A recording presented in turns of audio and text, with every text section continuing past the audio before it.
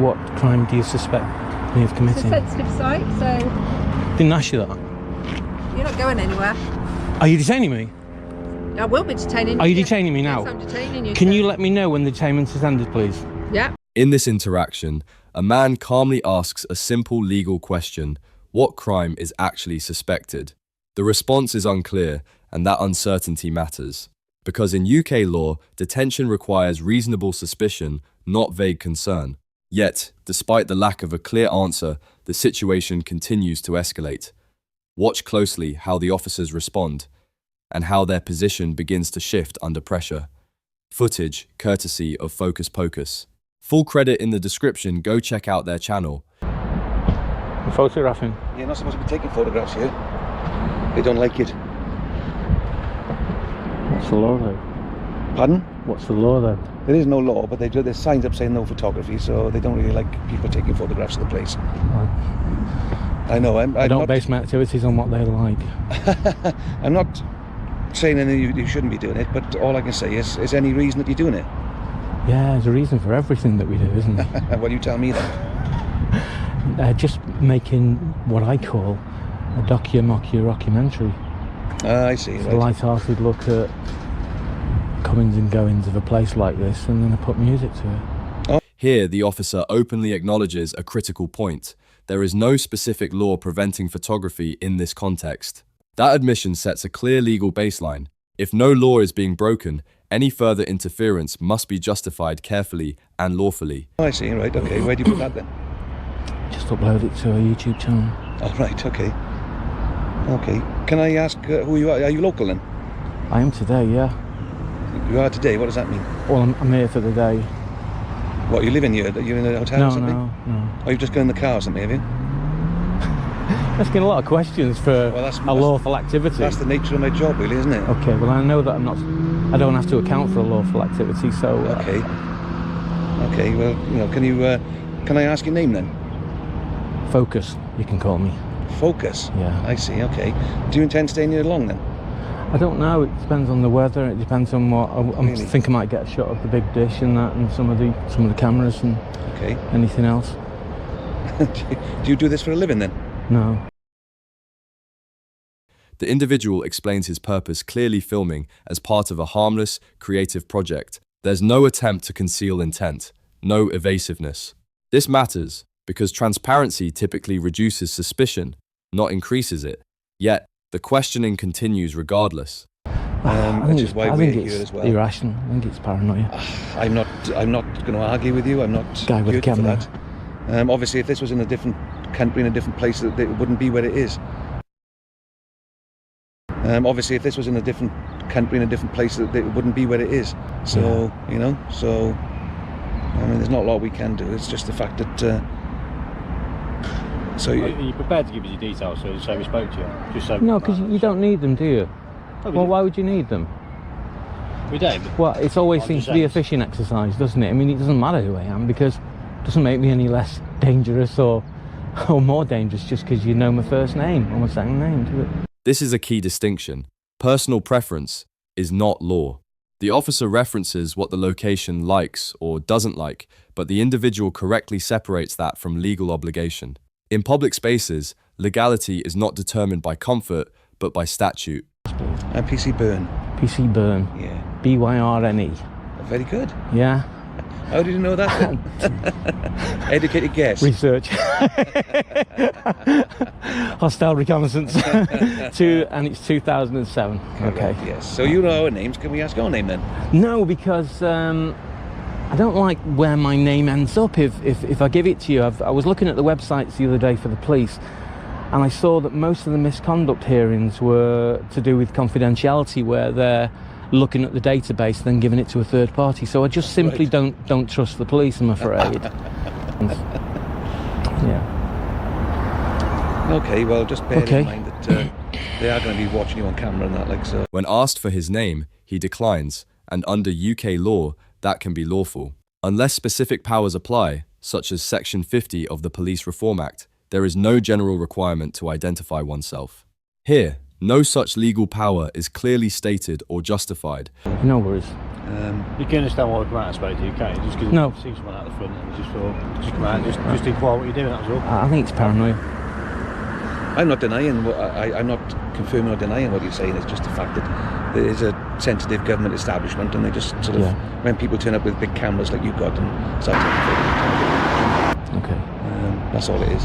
So we're not here to chase you off or cause any sort of harm or anything to you. We just came out to check out that you're not sort of any threat to the place, or you know, that's all it is. Have I satisfied that curiosity? Not really.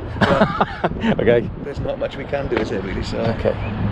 you know, we can't stop you doing that. It's just the fact that The justification shifts to the idea of a sensitive site. But sensitivity alone does not create legal authority. Crucially, the officer admits they cannot stop him. That acknowledgement reinforces the earlier point: no law is being breached and no enforceable restriction is in place. Hiya, you alright? Yeah, I am.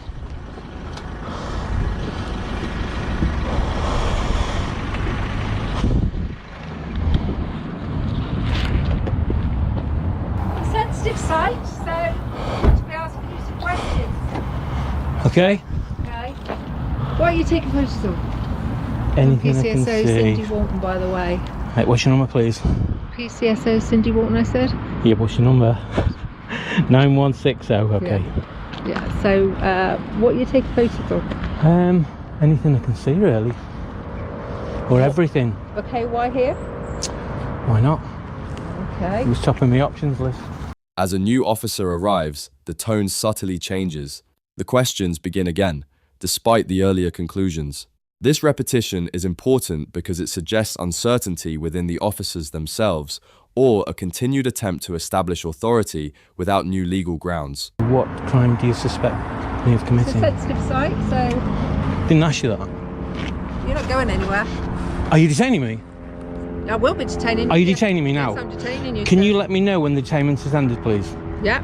I'm sure he's just coming round, so I don't need to Okay. keep it going for too long. Alright, who's this? He's MOD. Oh, it's... Yeah. Oh, Can I have your name, please, sir? No, because I need it. Apart from 9160, can you create me an incident, please? GCHQ, man with a camera refusing to give his details. MOD police have just turned up. Or I think they're MOD. MOD? yeah, I've just happened to be passing. yeah. Had you already been told? Yeah, we know. He's refusing his details at the minute. We've had a chat with him. Oh, okay. Yeah. Oh, so you know who he is already? Yes. Now the interaction reaches a critical point. The individual repeatedly asks whether he is being detained, a question officers are legally required to clarify. Under PACE, detention must be clear, justified, and based on reasonable suspicion. Here, that clarity appears absent, yet control is still being exercised. Don't delete that, please. I'd like to foil that. Okay, I've just been unlawfully detained, so I should go. I was just going to detain him until... No, you have detained me. Because it'd be... You have detained me. Do you not remember? It's all on camera if you want me to remind you. You just detained me. Actually, I don't need to detain you to confirm. Well, don't forget, let me know when you've finished detaining me. No, I don't need to. Yes, you do. But I do need your name, please. I'm sorry, but you do need to let me And know. you're not telling me what you're taking photos of. Okay, you'll have to let me know when the detainment is finished. What are you taking photos of? You've been here today, then? Well, I've just said So everything. you've been here all morning. No. I've just said everything, so that really Earlier on as well. Yeah, we encompasses everything. This is where the legal pressure turns back on the officers. If someone is detained, they must be informed and released accordingly. The individual asserts that principle directly. The lack of a clear response raises further concern about whether proper procedure is being followed. Okay, if you're being ignorant to me, I'm not talking to you anymore. You ask me a question, then you start talking to this officer. But you haven't answered my questions. You asked me what I was photographing, and I said everything. I can't really give you a better list than everything, can I? You take your pick of whatever is within everything that you have a problem with.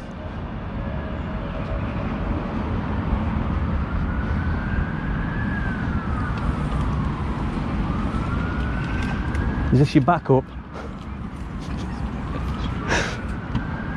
How are you playing it then, guys? By the law, unlike you. See ya. the interaction ends without resolution. No offense is identified, no clear legal power is exercised, and yet time and pressure have still been applied. That outcome alone raises an important question. What was the actual legal basis for this entire encounter? When you step back and examine this interaction as a whole, a pattern begins to emerge. At the very beginning, officers acknowledge that no law is being broken. That should, in theory, set the limits of their authority. Yet, despite that admission, the interaction continues, questions persist, pressure builds, and eventually, the situation edges into what appears to be a form of detention. Under UK law, particularly PACE, detention is not a casual act. It requires reasonable suspicion of a specific offence. That suspicion must be clear, articulable, and justifiable. Here, no such offence is ever clearly stated.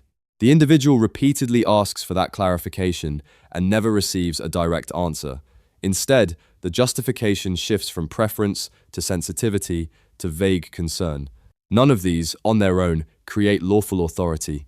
And when officers themselves admit they cannot stop the activity, the legal position becomes even clearer. What this interaction ultimately shows is not overt misconduct, but something more subtle: uncertainty, inconsistency, and a reliance on perceived authority rather than defined legal powers. And that's where the issue lies. Because in a system governed by law, authority must always be backed by it.